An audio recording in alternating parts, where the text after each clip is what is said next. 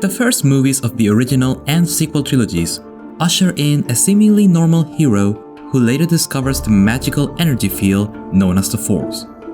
One of them finishes the movie having learned enough about the Force to enhance his senses and perception. The other finishes the movie having learned enough about the Force to resist mental probing, perform mind control, and use telekinesis.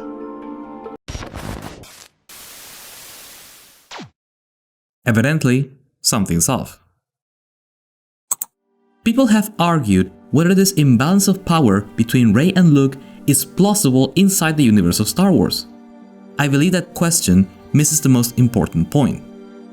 Even if it was plausible for Rey to be this overpowered, would it really be the best approach for the story? Luke Skywalker in A New Hope is a fairly competent hero. He is idealistic, brave, principled, and quick thinking. But he's not a superhero. For every time he does something cool, like blow up a TIE fighter or hit a stormtrooper, there are 4 other moments which bring out his most ordinary side, like getting outsmarted by a droid, attacked by sand people, pushed in a bar fight, or having his hand slapped like an 8-year-old. For every time he blocked a laser shot or used the Force to home in on enemy gunners, he got dragged into sewage by a tentacle monster, shot by a remote droid, growled at by a Wookiee, or cornered by a TIE fighter. Luke is a suitable hero for A New Hope not because of the cool things he does, but because he's a normal human being who gets caught up in situations that are sometimes too much for him. Not just him either. Han Solo is the very embodiment of cool when he's handling low-life scum or outrunning Imperial slugs. But put him in an unfamiliar situation and he starts fumbling around, sometimes nearly getting himself killed, or others for that matter. Princess Leia is quite forceful in the face of her captors, but even her conviction seems to wane at the sight of an interrogation droid. And she's not exempt from paying the consequences of defying her captors. In short, our characters get their moments of cool heroism, but also plenty of times which highlight that they're regular people who are way in over their head, which only makes their ultimate victory all the sweeter.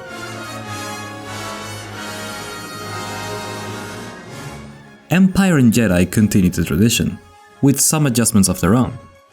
Luke manages to bring down an AT-AT all by himself, but he also gets ambushed by a snow monster, almost dies from exposure, fails a couple tests of character, and gets the thrashing of a lifetime from Vader. Han gets his fair share of heroic accomplishments, but he also consistently fails to repair his own ship, gets put in his place by Leia, and he's tortured only to be later frozen in carbonite.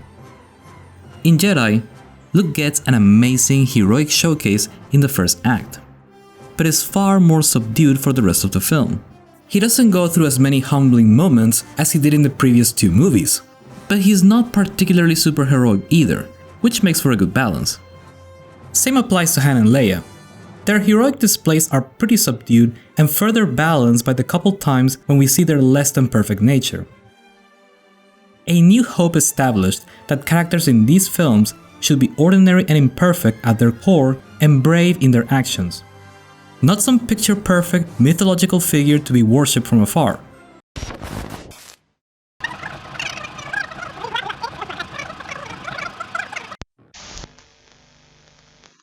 Now let's jump to 2015, when The Force Awakens flipped the formula of A New Hope on its head. Main character Rey has 1 moment of human imperfection and 4 other moments of extraordinary coolness. She forgets to get the safety of her blaster, but she can fight off 2 thugs single-handedly, fly a large vessel in a closed space flawlessly, repair that same ship just as easily, and somehow understand Chewbacca's alien language. She gets captured by Kylo Ren, but then she fights off his mental probing, uses mind control on a stormtrooper, force pulls a lightsaber, and comfortably holds her own against an experienced lightsaber user. Of course, Rey is not the only guilty party. Poe Dameron gets bested a couple times, but his moments of coolness more than make up for it, such as when he blows up 10 TIE fighters in less than a minute, or when he destroys a Starkiller base pretty much all by himself. Finn gets a couple moments of coolness, though most are fairly subdued. And he does get bested as often as he comes out on top, so at least he's more balanced. In fact, he's the one guy who's closest to the original trilogy characters in that respect. The Last Jedi spreads out the superheroism across even more characters. Poe's still able to achieve mission objectives with no help from other pilots. Rey is still a superb melee fighter against experienced warriors, and her extraordinary mastery of the Force has only increased. And we can't forget Leia surviving the cold vacuum of space and flying across it thanks to the power of the Force. Are there any ordinary moments to offset everything I've just listed? Maybe, but honestly, these examples of superheroism are so over the top that it's nearly impossible to counterbalance them. Oh, disclaimer, I haven't seen Rise of Skywalker and I have no intention of doing so. From what I've heard, it is The Force Awakens times 10, so I'll sit that one out for as long as it is humanly possible. Alright, so far we've seen how the sequels went in the exact opposite direction of the original movies. They've got a similar look, but only a poor imitation of the heart. I admit it can be attractive to watch someone be nearly invincible and achieve things with flawless execution, but when a story glosses over the hard work and failure that normally precede victory, then all we have left is a spectacle and no substance, which might be the nicest way to describe the Disney trilogy. The original movies and the sequels stand at opposite ends of the spectrum, but smack dab in the middle are the prequels, which present us with a mix of both worlds. Like its counterparts, The Phantom Menace does a fine job of priming expectations for the movies that'll come later.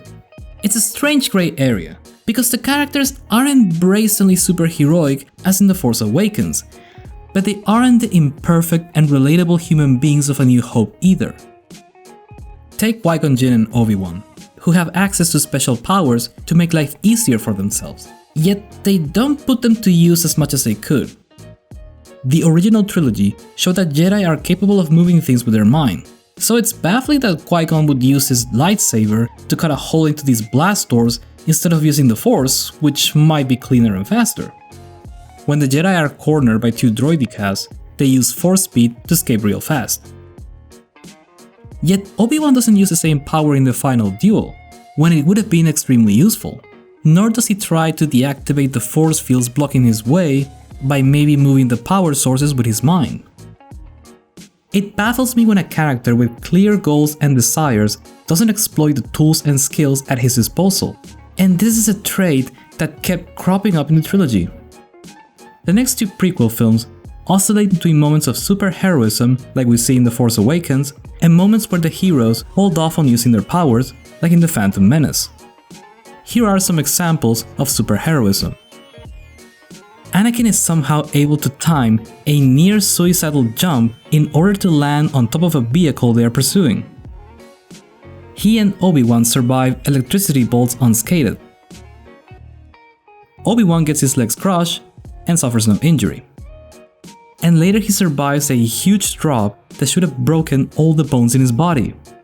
Then we get the times when they don't use the Force as much as they could, like in Obi-Wan's duel against Jango Fett, or when he and Anakin are fighting the monsters in the arena.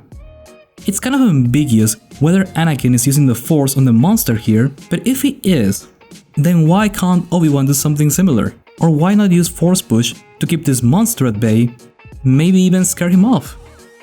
On that note, can't Obi-Wan also use Force Push against these tiny droids in Revenge of the Sith? And how come he uses that ability against General Grievous in their duel here, but not on their chase a few scenes later? Honestly, it's a toss-up whether the characters in the prequels will be overpowered or underpowered.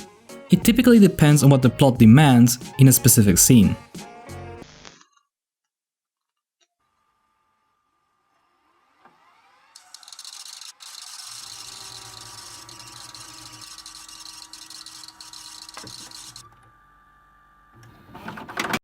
Considering all the evidence so far, it's fair to say the Star Wars franchise starts off with heroic characters whose imperfect moments make them human and relatable.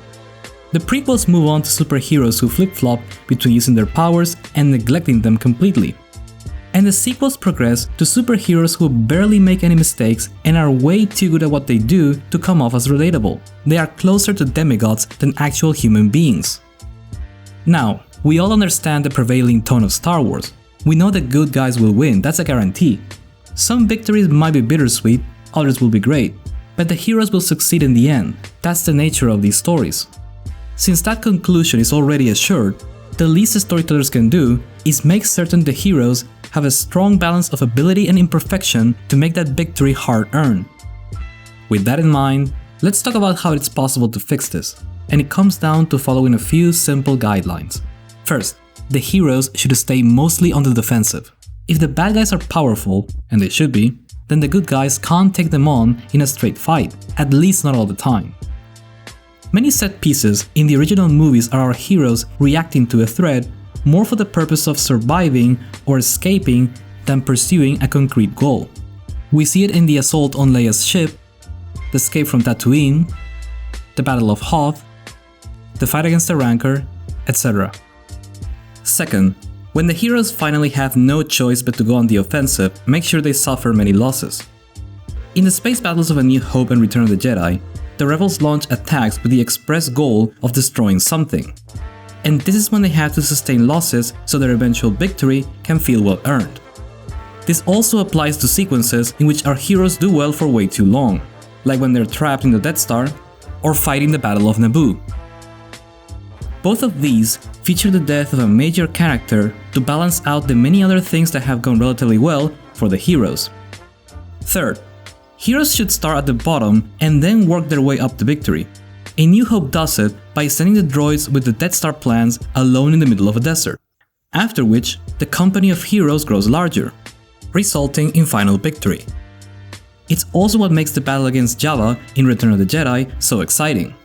Luke's plan to rescue Han makes no logical sense whatsoever, but the sequence remains emotionally engaging because it constantly puts our heroes in unfavorable positions. Fourth, if the heroes have supernatural abilities, they must use these powers consistently in order to keep themselves and the universe credible. Also, they must fight adversaries that match or surpass their skills. I may have forgiven Rey if she had clashed against an adversary who was just as gifted as her, if not more so. Same with Poe if he had fought an Imperial ace pilot who was his equal. Which takes us to the fifth point: aggressive antagonists. One of the reasons the prequels feel so bland is that, compared to the Empire, enemies like the battle droids or the Trade Federation come off as really weak. Even Sith Lords like Maul or Dooku don't feel like they're giving their best possible effort. The Force Awakens try to course correct, but miss the mark by making the villains cartoonish or too emotionally unstable to be taken seriously. The Last Jedi made things worse by ridiculing the villains and making them too easy to outsmart. The best antagonists are always in control, chasing the heroes, giving them a hard time. Do it differently, and then the enemy feels toothless and or ridiculous, so the heroes don't have to struggle and earn their victories. Finally, sixth, heroes need to stay grounded.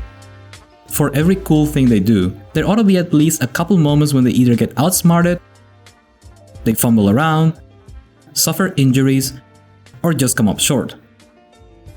This, of course, applies to internal and external flaws. Alright.